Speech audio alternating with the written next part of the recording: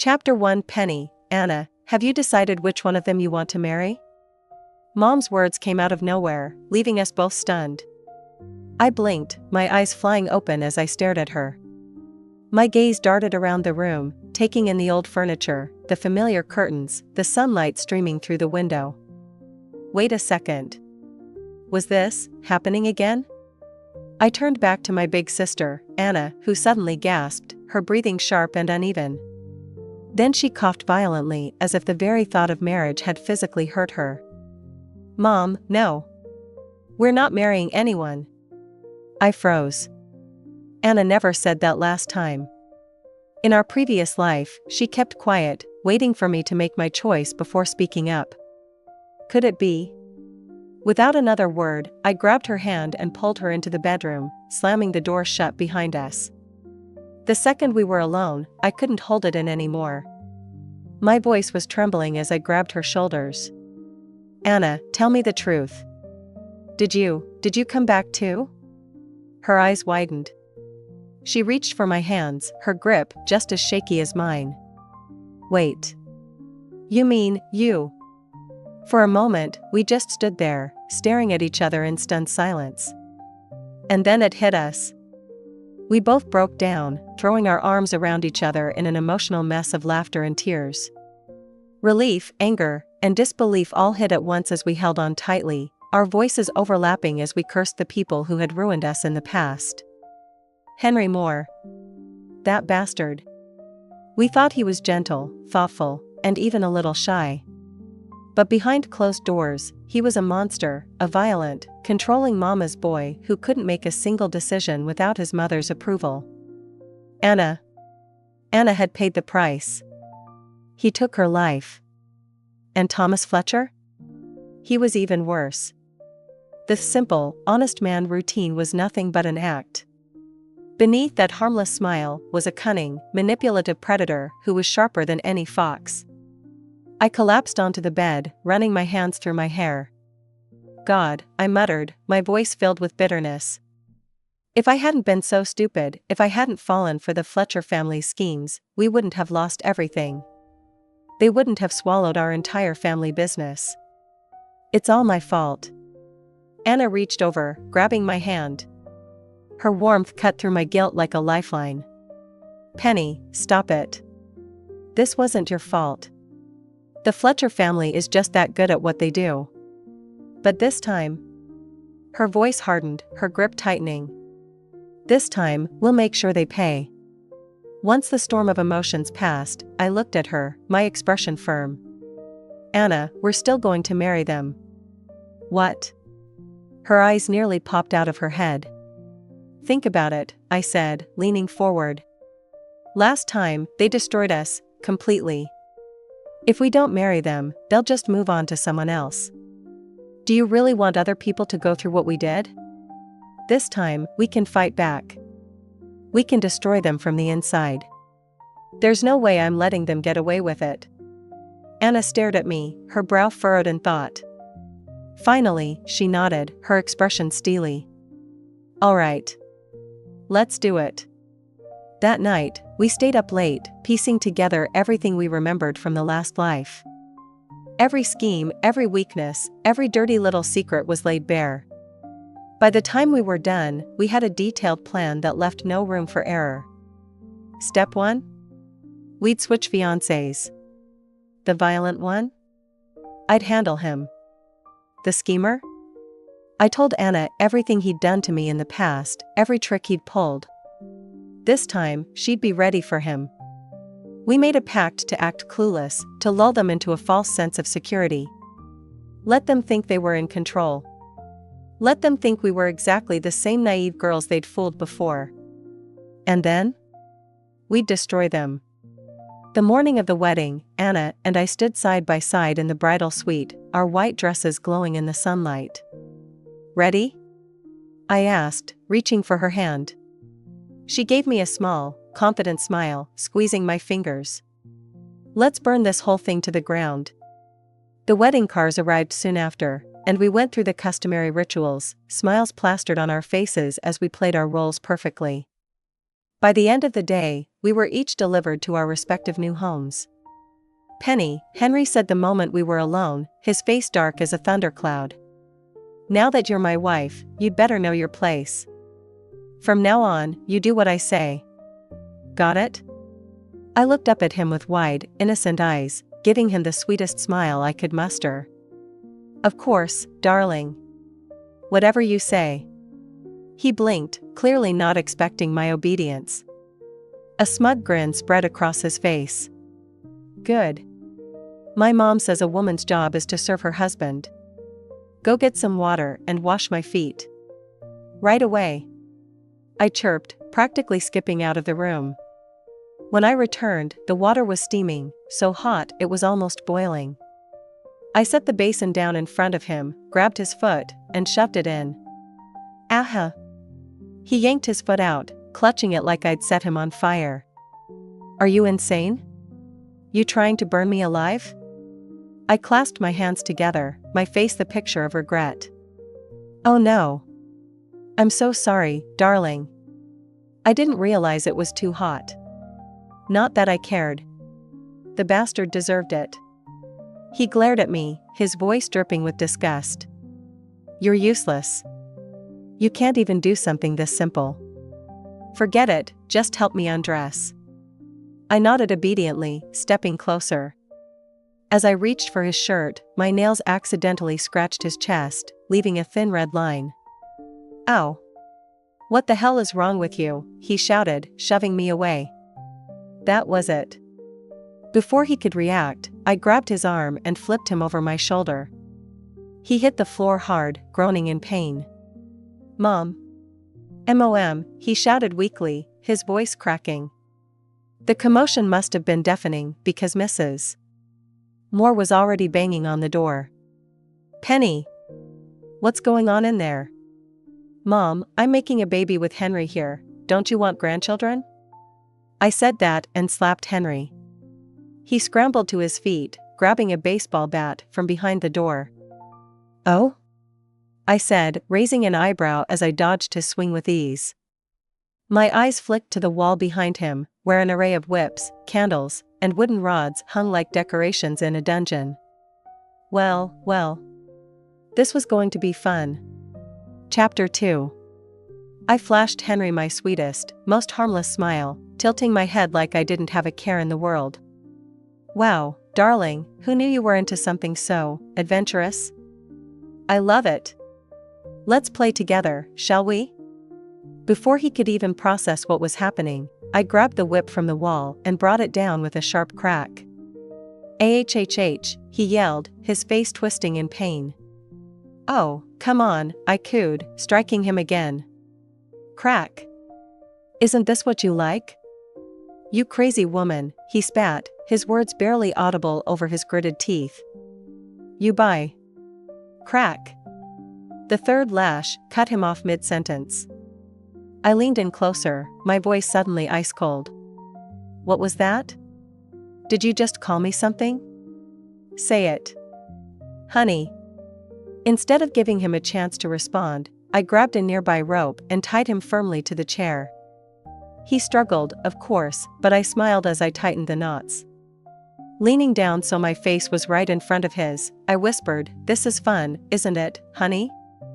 I'm having the best time. Help. Mom. Help me," he screamed, his voice cracking into a pathetic whimper. The banging on the door grew louder, followed by Mrs. Moore's shrill voice calling out. She was desperate now, probably trying to break the door down.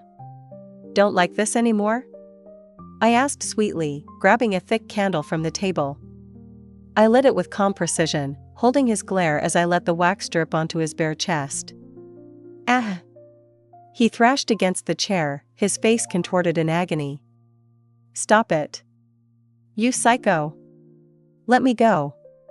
Psycho? I blinked, pretending to be hurt. But darling, I thought you liked this game? Isn't this what you wanted? Now say it, call me wife. He refused, of course. So I sighed, grabbed his chin with one hand, and slapped him across the face with the other. Smack. His head snapped to the side, and when he turned back, his cheek was already swelling. "You're not very good at this, are you?" I teased, shaking my head. "Now, let's try again." "What do you call me?" "Help." "Mom, help," he sobbed, tears streaming down his face now. "Mommy's not coming," I said with a smirk. "She's too busy trying to explain this to the police." Outside the room, Mrs. Moore's frantic voice was barely coherent. "Hang on, son. Mommy called the cops. They'll be here any second." I rolled my eyes and leaned in close to Henry again. "Seriously? You're still crying for your mom? What are you, 5? Do you need her to tuck you in too?" His face turned beet red, but before he could respond, I turned toward the door and called out. "Oh, Mrs. Moore. Don't worry, we're just having some fun in here. No need for the police." Henry was glaring at me now, his swollen face twisted in rage. "You're going to regret this," he hissed, his voice low and venomous. "Oh?" I tilted my head in mock confusion. "What do you mean, darling? Are you saying you're hungry? Let me get you something to eat." Before he could react, I grabbed one of his dirty socks from the floor and shoved it into his mouth. "There you go," I said, patting his cheek. "Enjoy your snack." Henry's eyes bulged, his muffled screams filling the room as he twisted in his chair. I clicked my tongue in mock disapproval. "Tisk, tsk. Such bad manners. You should be grateful." Moments later, a loud pounding echoed from the front door, followed by a voice. "Open up. Police." I opened the door just a crack, peeking out with my best innocent smile. "Oh, officers. Is there a problem?" "We got a report of domestic violence," one of them said, his eyes narrowing as he tried to look past me. "Domestic violence?" I gasped, putting a hand to my chest as if I were truly shocked. "Oh no, officer, you've got it all wrong. My husband and I were just playing a little game." "Isn't that right, darling?" The policeman's gaze shifted past me, landing on the wall where an assortment of whips, ropes, and candles hung in plain view. His face went red as he coughed into his hand. "Ahem. Well, this seems to be a private matter between consenting adults. Not something we can interfere with." Mrs. Moore practically exploded. "What? Consenting adults? My son looks like he's been mauled. This is assault. Arrest her this instant." The officer gave her a polite but firm smile. "Sorry, ma'am, but this falls under domestic disputes, and we can't get involved." With that, he and his colleagues walked off, leaving Mrs. Moore fuming and sputtering in disbelief. Meanwhile, at the Fletcher estate, Anna wandered through the grand halls of the Fletcher mansion, her black silk slip dress trailing behind her. Her sharp eyes took in every detail, the intricately carved mahogany furniture, the gilded mirrors, the luxurious rugs. Everything here screamed wealth. "Not bad," she murmured to herself, running her fingers over the edge of a polished desk. "Not bad at all. Miss Anna." She turned to see Richard Fletcher standing in the doorway, his expression as cold and distant as ever. He didn't bother with pleasantries, just walked over, holding a stack of papers. "Our marriage is purely a business arrangement," he said flatly. "To avoid any future misunderstandings, I'd like you to sign this agreement. It outlines the financial boundaries of our relationship." Chapter 3. Richard didn't bother with pleasantries. Instead, he tossed a thick stack of contracts onto the table in front of Anna, the papers landing with a loud thud. Anna didn't flinch. She casually picked up the contracts, leaned back on the sofa, and began flipping through the pages with a detached air. Her sharp gaze skimmed the text before she spoke, her voice calm and cold. "So, we're keeping finances completely separate," she said. "That's fine. But if we're doing that, we need to be clear, debts are separate too. Don't you agree?" Richard let out a short laugh as if she'd just told him the most ridiculous joke. Debts? Do you really think the Fletcher family has debts? Anna smirked, leaning forward slightly. Oh, I'm sure the Fletcher family doesn't, she said, her tone smooth and teasing. But me? Well, I happen to own a few plots of land. And, would you believe it, there's about $2 billion in loans tied to them. If you don't want to sign this agreement, then I guess we'll just have to share the responsibility, won't we? Richard's confident demeanor faltered ever so slightly, a flicker of hesitation crossing his face. Anna didn't miss it. Without skipping a beat, she pulled out a set of documents and slid them across the table. If you don't believe me, Mr. Fletcher, here are the papers. Take a look for yourself. She sighed dramatically, waving her hand as if this were all terribly inconvenient for her. Richard frowned but picked up the documents. He flipped through them, his expression turning darker with each page. Moments later, with an irritated sigh, he grabbed a pen and signed the agreement. Debts are separate, he muttered, sliding the papers back to her. Anna smiled faintly, victory glinting in her eyes. This was just the start. With her in the picture now, the Fletcher family wouldn't know what hit them. Of course, she'd already done her homework before she'd married into the family. Richard Fletcher wasn't as clean-cut as he liked to appear. Behind his polished facade, he had a mistress, a little secret he kept hidden away in one of his luxurious properties. Anna decided to let him know that she wasn't as clueless as he might think. Mr. Fletcher, she said, her voice smooth but sharp, now that I'm officially the lady of the house, you might want to keep extracurricular activities in check. And as for your little pet, I'll make sure she understands her place. Richard froze for a fraction of a second, his fingers tightening around the edge of the table. But when he looked up, his face was unreadable, his expression carefully neutral. I have no idea what you're talking about, he said flatly before turning and walking out of the room without another word. Anna watched him go, a faint laugh escaping her lips. Oh, Richard, she murmured to herself, this is only the beginning. Meanwhile, over at the Moore residence, Henry had been sulking for days. After our little incident, he'd been too embarrassed to show his face at home and had spent the week hiding out with his mistresses. But now, it was time for the traditional post-wedding visit to the bride's families. Richard and Henry joined Anna and me as we returned to our respective homes. The tension between the Fletcher and Moore families was thick enough to cut with a knife. Neither side could stand the other, and it showed in the stiff smiles and cold glares exchanged across the room. Anna, I called out cheerfully as we walked in, holding up my necklace for everyone to see. Look at this. Isn't it gorgeous? My husband bought it for me. Isn't he just the sweetest? Anna didn't even blink. Her lips curled into a faint smirk, and she said, a necklace? That's it? Cute. My husband's gifts are a bit more extravagant. Last week, he bought me an entire villa. Richard's jaw tightened, his face practically unreadable. But I caught the flicker of panic in his eyes. With the Moore family watching, he couldn't afford to let the Fletcher family's reputation take a hit. He cleared his throat and gave a small, curt nod. Of course, he said. A villa is nothing for the Fletcher family.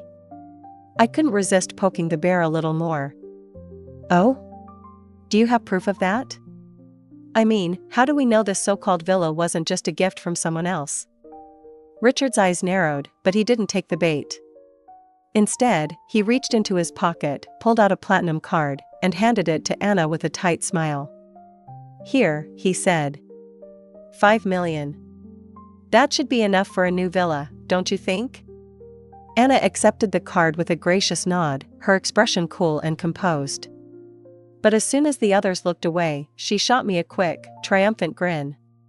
Not to be outdone, Henry suddenly pulled out a sleek black card and tossed it onto my lap. Wife, he said, his voice loud enough for everyone to hear, here's a little gift for you. 8 million. I hope you like it. I beamed at him, pocketing the card with a playful smile. Thank you, darling, I said sweetly, throwing Anna a smug look. Once we were back in our room, Anna and I couldn't hold it in anymore. We burst into laughter, collapsing onto the bed as we replayed the ridiculous scene in our heads. "Did you see their faces?" Anna gasped, clutching her stomach as she laughed. Richard was this close to losing it. "And Henry," I added, wiping tears of laughter from my eyes. "He just had to one-up Richard. Men and their egos." As our laughter down, I looked at Anna, a flicker of sadness crossing my face. "Anna," I said softly, "I'll make sure you get the revenge you deserve. No one's going to hurt you again." Anna reached out and squeezed my hand, her voice calm and steady. "Don't worry. We're not the same people we were before. This time, we're in control." She then filled me in on everything that had been happening at the Fletcher residence. By the time we finished catching up, we were more determined than ever to take control of our futures. The next morning, Mrs. Moore was already waiting for me in the living room, her sharp voice cutting through the air the moment I walked in. Well, well," she said, lounging on the sofa like a queen. "Finally awake, are we? Is this how you plan to behave as a daughter-in-law? Sleeping in like you're on vacation?" I raised an eyebrow but didn't respond. Mrs. Moore sniffed and continued, her tone dripping with condescension. "Let me explain how things work around here. In the Moore family, we expect you to be up by 9 every morning. You'll prepare breakfast for the entire household. Nothing too fancy, just 10 dishes. And, of course, no repeats.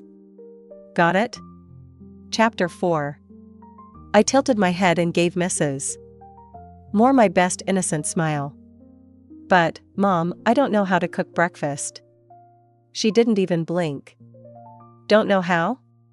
Then you'd better learn. Mrs. Williams is in charge of breakfast for the family, she'll teach you. Starting tomorrow." Her tone left no room for argument. Before I could say anything, she continued, "During the day, you'll help clean the house. And make sure you learn how to prepare proper afternoon coffee. When I host my ladies' gatherings, you'll be the one serving it. That's your job now." I couldn't resist rolling my eyes, internally, of course. "But, Mom," I said, pouting, "don't we already have maids for all that? If I do it, what are they supposed to do?" Mrs. Moore's face hardened, her voice dripping with disdain. "The maids? We pay them. Are you paying them? No, you're not. You're the Fletcher family's daughter-in-law now, and this is what's expected of you. You're here to serve us." "Got it, Mom," I chirped, flashing her a playful smile. But behind my bright eyes, a flicker of coldness lingered. Mrs. Moore seemed pleased with my response, her lips curling into a smug grin. She immediately picked up her phone, dialing her son. "Son," she said in her syrupy voice, "your little wife is so obedient now. I've taught her to be as soft and docile as a quail. When are you coming home to see how well-behaved she's become?" But instead of a reply from her son, I heard a high-pitched giggle on the other end of the line. "Oh, Mom," came a woman's teasing voice, "we're busy working on giving you a grandchild." "Stop it, Mr. Fletcher, you're so bad." I stood there, watching it all with an unbothered expression, my eyes cold as ice. Later, Mrs. Williams approached me, holding a delicate porcelain bowl. "Miss Penny, this is the young master's favorite bowl. Please wash it carefully." Crash! The bowl slipped from my hands and shattered on the floor. I gasped, clasping my hands over my mouth in faux horror. "Oh no. I'm so sorry, I lost my grip. It just slipped." Mrs. Moore stormed into the room, her face twisted with anger. Her eyes immediately zeroed in on the shattered blue and white porcelain. "Do you have any idea how much that bowl cost?" I turned to her with wide, apologetic eyes and a sweet, helpless smile. "I didn't mean to, Mom. It was an accident." Her eyes narrowed, and without a word, she glanced at Wang Ma. The two of them seized my arms before I could react, holding me in place. Slap! The sharp sting of her palm burned across my face. Tears welled up in my eyes, spilling down my cheeks. I'm sorry, Mom. I whimpered, my voice trembling. It was my fault. I won't do it again, please don't hit me anymore. Seeing me so quick to apologize, Mrs. Moore finally let go of her anger, waving her hand dismissively. Fine. Just stop being so clumsy. For the next week, I woke up at 5 a.m. every day to cook breakfast, and I didn't go to bed until midnight. I was more exhausted than the maids, and even the family dog seemed to be living a better life than me. But I didn't complain. I was biding my time, because the real show was about to begin. One afternoon, Mrs. Moore invited over a group of her wealthy socialite friends, ladies dripping in jewels and their spoiled, pampered daughters. As they arrived, she shot me a cold glance. What are you standing there for? Go make yourself useful. I plastered on my brightest smile and hurried to the kitchen, pretending to be the perfect, obedient daughter-in-law. After a short while, I returned with a tray of freshly baked cookies, elegant cakes, and a pot of coffee. Mrs. Moore's friends were quick to notice. Oh, Mrs. Moore, one of the women gushed, you've done such an amazing job with your daughter-in-law. She's so well-trained. Mrs. Moore leaned back in her chair, basking in their praise. Oh, it's nothing, really, she said, waving a hand as if it were nothing. When a new daughter-in-law joins the family, you just have to set the rules early. It's all about discipline. The woman nodded eagerly, showering her with compliments. You're absolutely right, Mrs. Moore. We could all learn so much from you. So impressive. Truly inspiring. Mrs. Moore beamed at the flattery, her ego swelling with every word. I stepped forward. My smile was as sweet as honey. Ladies, I prepared some coffee, cookies, and little cakes for you all. I hope you enjoy them. Mrs. Moore picked up her cup and took a sip. Almost immediately, her face twisted into a grimace. What is this? Why is it so sour? She demanded, glaring at me. I tilted my head innocently. Oh, Mom. It's a new blend of coffee, it's supposed to have a slightly sour taste. That's just the way it's meant to be. One of the women picked up a cookie, sniffing it suspiciously. Why does this cookie smell so strange? I beamed at her. Oh, that's because it's made with durian. A rare ingredient, you know. I spent days preparing them just for this occasion. I hope you like them. The women exchanged uneasy glances but forced polite smiles as they nibbled on the cakes. A few minutes later, one of the young socialites let out a startled cry. What is this? There's a piece of wire in my cake, it cut my lip. I gasped dramatically, covering my mouth with my hands. Oh no. You found it? The room fell silent as everyone turned to stare at me. Mrs. Moore slammed her hand on the table, her face dark with fury. Penny, what the hell is going on? I gave her a sweet smile, tilting my head. Oh, Mom, don't be mad. It's really not a big deal. I turned to the group, my voice calm and even. The coffee you're drinking? I made it with dishwater. But don't worry, it's the third rinse, so it's perfectly clean. A collective gasp filled the room, followed by chaos. What? Dishwater? Oh my God.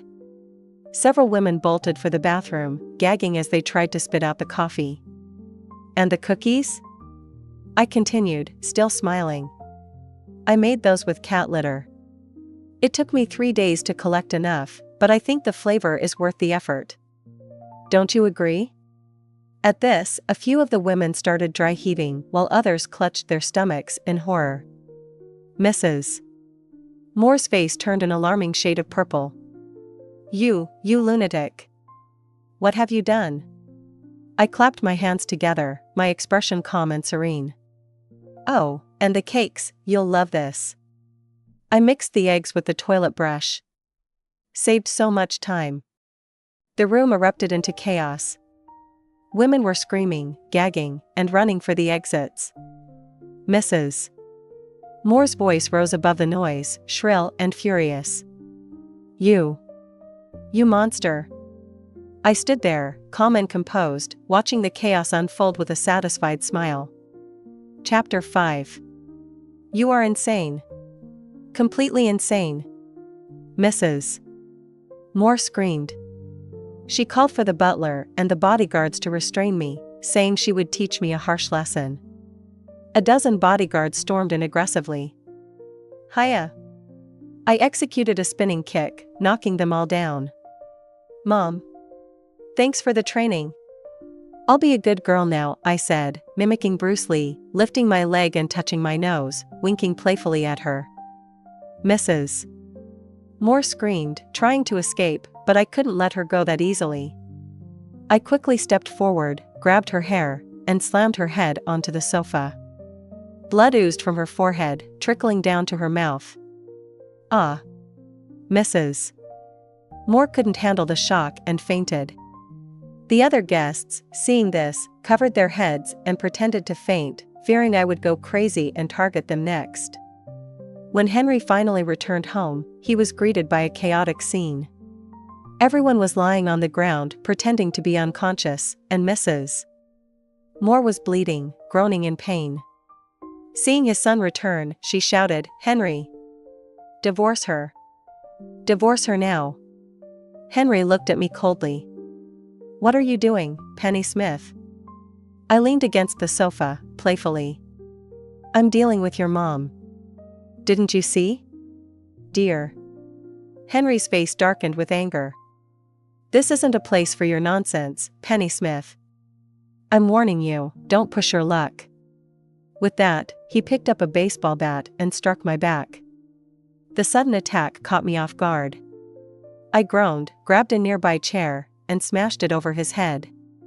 Henry, you tried to kill me. Where did you get the guts? I threw him over my shoulder once, twice, 3 times. He couldn't take the pain and passed out. An hour later, in the living room, Henry, his mother, the butler, and the servants were all kneeling in a row, while I looked down at them. Henry complained, Mom. Why did you provoke her? I was doing it for you. Mrs. Moore said, aggrieved. For me? She's like a madwoman. Don't you see? Stop provoking her. Mrs. Moore started crying. Son, you don't know what she's done to us. She made us eat filth. All those respectable people. She's so vicious. Slap. I slapped Mrs. Moore, pretending to be hurt. Mom, how can you call me vicious? Look at my hand, injured from making you afternoon tea. I raised my delicate hand, showing a small red dot. Though it was just a mosquito bite from the previous night. But here in the Moore residence, even mosquitoes were blamed on Mrs. Moore. Of course, just slapping Mrs. Moore wasn't enough. Slap. I slapped Henry again. Why didn't you come earlier? You could have enjoyed my special afternoon tea, dear. I picked up the cookies from the ground, forcing them into his mouth. He had never been so humiliated, vomiting uncontrollably. Get out. Didn't you hear me? Henry shouted at the kneeling servants. Chapter 6. The servants trembled, not daring to move. Meanwhile, the Fletcher family was undergoing a dramatic change. Anna Smith, do you know your family stole our government contract? Richard Fletcher angrily threw the documents in front of my sister. My sister remained calm, her voice cold. Business is like war, there are winners and losers. Can't you handle losing? His face darkened with anger. Hand over the contract to us. After all, we're family. You're married into our family, so the contract is ours. Oh? Are you dreaming? Did you forget our agreement? My sister sneered. Richard Fletcher, I won this contract with my skills. If you have the ability, go get one yourself. Don't whine about your incompetence. Consider yourself lucky. We'll see. Richard Fletcher sneered and left. Soon, the Smith family's stock plummeted, and rumors of bankruptcy spread. After investigating, my sister quickly realized it was the Fletcher family's doing. "You play dirty, don't blame me for being ruthless." My sister coldly watched the stock market. A top actress, Emily Devereux, was rumored to be dating Richard Fletcher, causing a media frenzy. The news of Richard Fletcher's marriage was well known, with their wedding being a grand affair. This news was a bombshell, suggesting Richard Fletcher's infidelity and implicating Emily Devereux, who was the face of the Fletcher family brand. The internet exploded. "No way? Emily is really a homewrecker? How foolish, Emily." Many people left comments on Emily's posts and the Fletcher family's website, demanding an explanation. The Fletcher family urgently convened a board meeting to address the issue. "I don't care. Richard, I'm your girlfriend, why am I being called a homewrecker? I don't care. You must explain to the public." Emily Devereux raged, smashing things in the room. Richard Fletcher gently comforted her. "Emily, bear with it for a bit. We'll get through this." Emily, furious and tearful, said, "Wait, wait, wait. That's all you say? Don't you know the baby in my belly can't wait? He needs a status." Richard, delighted to be a father, said, "Wonderful, Emily, we're having a baby. I'll divorce Anna immediately, and we'll announce our relationship." She leaned into Richard's arms, tears in her eyes, looking pitiful. At the Fletcher family board meeting. "Richard, this is all because of you. Do you know the stock has plummeted? The whole internet is boycotting homewreckers? Emily is not a homewrecker. She's my girlfriend. The marriage between the Smith and Fletcher families was an arrangement by the previous generation. It has nothing to do with us," Richard said coldly. Seemingly making a decision, he said firmly, "I want to divorce Anna Smith." "What?" The board members were shocked. At such a critical moment, a divorce would be a bombshell. How could they agree? Richard was resolute. "Emily is pregnant with my child, the future heir of the Fletcher family." Everyone exchanged glances, unsure of what to do. The Fletcher family had kept the news under wraps, not allowing Richard to announce his relationship with Emily. My sister watched coldly. With the Fletcher family's stock plummeting, she had been secretly buying their shares at a low price. Finally, Emily couldn't hold back and revealed in a live stream that she was in a relationship with Richard Fletcher. She hinted that the marriage between the Smith and Fletcher families was just a formality and that she was pregnant with the heir. Chapter 7. The Fletcher family was in turmoil, with everyone boycotting products endorsed by a homewrecker, especially one who used a child to climb the social ladder. Under pressure, Richard Fletcher was removed from his position as CEO by the board and given a leisurely, insignificant role. My sister had already acquired 70% of the Fletcher family's shares, giving her absolute control. On the day of the divorce, Richard Fletcher looked at my sister provocatively, like a rooster who had won a fight. "Anna Smith, I may have lost my CEO position, but once the storm passes, I'll be back. And I have a child now, while you're just a lonely old woman," Richard said contemptuously. My sister smiled faintly, feigning surprise. "Really? Didn't you know? I already own 70% of the Fletcher family's shares." As he signed the divorce papers, his hand froze in midair, unable to process the shock. "Oh, and now that you're my ex-husband, I have a gift for you," my sister said, then left. He looked at the video in his hand, showing Emily with another older man, whose face was blurred. The man said, "No wonder you're a top actress. You taste different."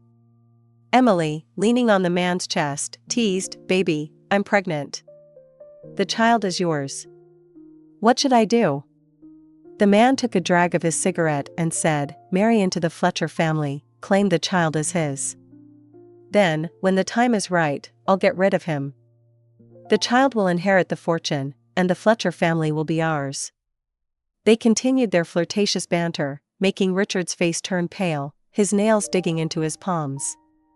"Sis, Do you think Richard will like our gift? I asked, lying on the bed, hugging my sister. My sister smiled. Of course, he'll love it. He'll definitely thank us. By the way, where did you find such a juicy piece of gossip? I grinned mischievously. In Mrs. Moore's room. Since I beat up Henry and Mrs. Moore, they had been avoiding me like the plague. One day, I saw Mrs. Moore hiding something. Mom. What are you doing? I appeared behind her quietly. Mrs. Moore jumped, quickly hiding the item behind her back, pretending nothing was wrong. Penny, nothing. Why are you here? I turned around and snatched her phone. After watching the video, I teased, Mom. Why are you always up to sneaky things? Mrs. Moore didn't want to talk, but she couldn't withstand my force. Crack. I broke her hand, making her scream. Help. Murder. Help. I impatiently picked up a tissue from the ground and stuffed it into her mouth. You're too noisy. Now, tell me what's going on. Tears streaming down her face, she nodded. I just wanted more money in the divorce. Please don't hit me. Please. Mrs. Moore confessed everything. I didn't expect Mr. Moore to be so wild at his age, with young models and actresses, sometimes even more exciting threesomes, all recorded on video. Since I had this juicy gossip, I had to share it with my sister. How could I keep it to myself? Henry had been behaving better, but he still tried to play tricks occasionally, until one day. I was happily chatting with my sister on the phone when I overheard Henry talking secretly on the phone in the hallway. Chapter 8. Are you sure she'll go insane if she takes this? Seeing his sneaky behavior, I knew he was up to no good. After that day, I secretly collected evidence and had a private doctor examine it. The doctor confirmed that the drug was a psychotropic medication. Taking one pill a day would lead to nervous breakdowns and eventually insanity within a week. Good heavens! This beast wanted me dead. A week later.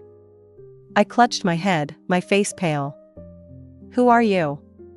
I'm your husband. Don't you remember? Henry said excitedly. I? My husband. Before I could finish, I fainted. Seeing me on the ground, he kicked my stomach. Idiot, weren't you tough before? Show me your toughness now. I endured the pain, wanting to see his next move. Unexpectedly, he grabbed my neck with both hands, making my face turn red from lack of air. I suddenly opened my eyes, scaring him. Taking advantage of his shock, I stood up with a swift move, gasping for air, my heart pounding. In the chaos, I grabbed an ashtray and smashed it over his head. You tried to kill me. Henry. Where did you get the guts? I threw him over my shoulder once, twice, 3 times. He couldn't take the pain and passed out. I gathered all the evidence and called the police. In the end, Henry was sentenced to life imprisonment for attempted murder, with a chance for parole due to the attempt. Mr. Moore heard about it and wanted me to drop the charges. I said coldly, your son tried to kill me, and you want me to forgive him? Penny Smith, is this how you talk to your elders? Mr. Moore's tone was threatening. No forgiveness. I want him in jail. I wasn't afraid of him. Why make it so ugly? Mr. Moore didn't give up. I played the backup video on my phone, showing him with different women. Mr. Moore's face turned ashen, filled with hatred. I said calmly, as long as my family is safe, this will never come out. You keep your word. The matter of Henry was settled. Now, my sister and I shine in our respective careers. My sister took over both the Smith and Fletcher companies, becoming a prominent figure in the industry. The Moore family, constrained by the video, stayed out of our way. I opened a martial arts school, teaching people to defend themselves. So they can resist when facing danger, not be lambs to the slaughter, to fight back against domestic violence. At the Smith family estate. Sis. I heard that guy chasing you even went to your company? Why not consider him? I teased. My sister lunged at me, trying to catch me. Stop right there. How dare you tease your sister? Look at them, still like children, Dad said happily. Yes, they've grown up. We don't have to worry anymore, Mom said contentedly. I held my parents' hands happily, blinking playfully. Oh, Mom and Dad, just enjoy your retirement. Stop trying to set me up. I pouted, acting spoiled, making everyone laugh. Luckily, we were reborn. Everything is moving in a better direction.